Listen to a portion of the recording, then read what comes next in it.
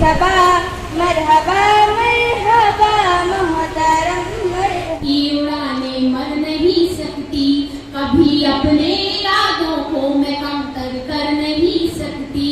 आज के इस दौर में हर कोई तनाव भरा जीवन जीने के लिए मजबूर है। हर आदमी किसी न किसी तनाव में ग्रस्त है और अपनी जिम्मेदारियों को बखूबी नहीं निभा पा रहा है। ऐसे में अगर कोई इंसान अपनी जिम्मेदारियों को बखूबी निभाते हुए समाज के प्रति भी अपनी जिम्मेदारियों को बखूबी निभाता हुआ दिखे तो वाकई आज के दौर में वो काबिल तारीफ इंसान है।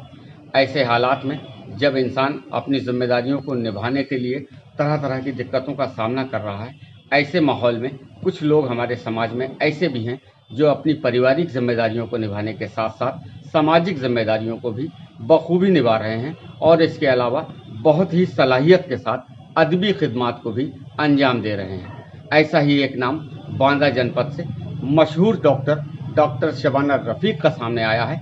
कल शाम निज़ामी पैलेस में उनकी एक किताब का विमोचन कार्यक्रम आयोजित हुआ, जहां लोगों ने डॉक्टर शबाना रफ़ीक के द्वारा किए गए सराहनीय कार्यों की प्रशंसा की है। क्या नाम है आपका?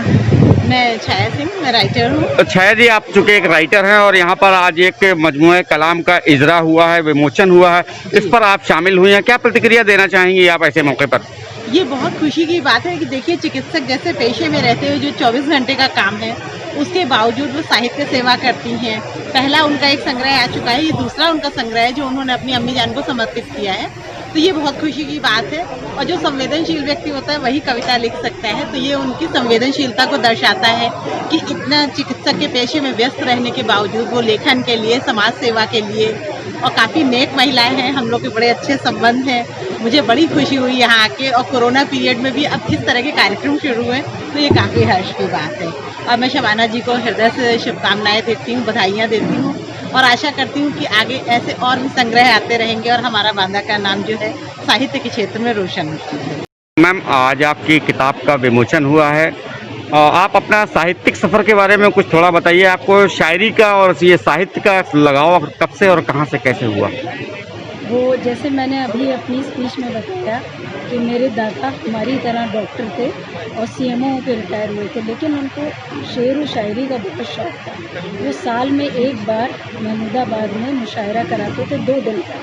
जो पहले दिन नातिया मुशायरा होता था और दूसरे दिन नज़म और गज़ल का।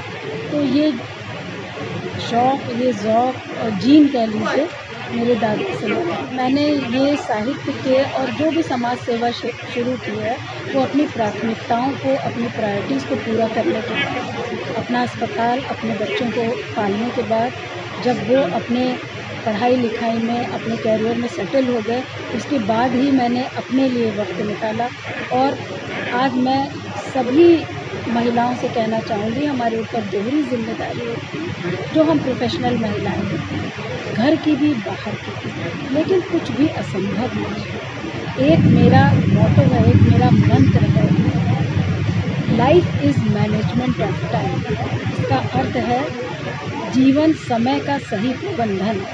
सर, आज आपके द्वारा डॉक्टर शबाना रफ़ीक का मजमूआ कलाम मुक़द्दस यादों का विमोचन किया गया, क्या तासुरात है, क्या प्रतिक्रिया देना चाहेंगे इस पर?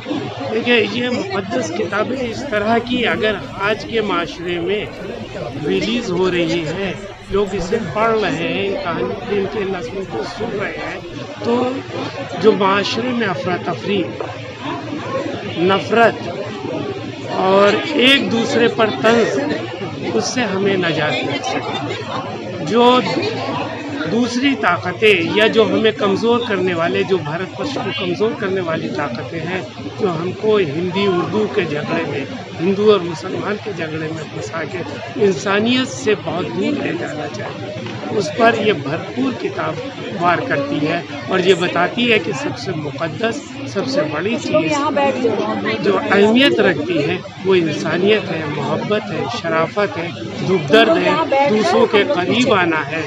और डॉक्टर शबाना रफ़ीक चूँकि पेशे से डॉक्टर हैं और समाजी तंजीम चलाती हैं, तो इनमें वो दोनों खूबियाँ मौजूद हैं। इन्होंने गरीबों को और ख़ास तौर से औरतों के दर्द को और इस औरत के दर्द को इन्होंने अपनी नज़्म मजमूआ पेश किया गया। इस मजमूए में जो उनकी 30 नज़में हैं, वो 30 नज़मों की सबसे बड़ी बात यह है कि वो देवनागरी लिपि में भी है और उर्दू रस्म ख़त में भी है।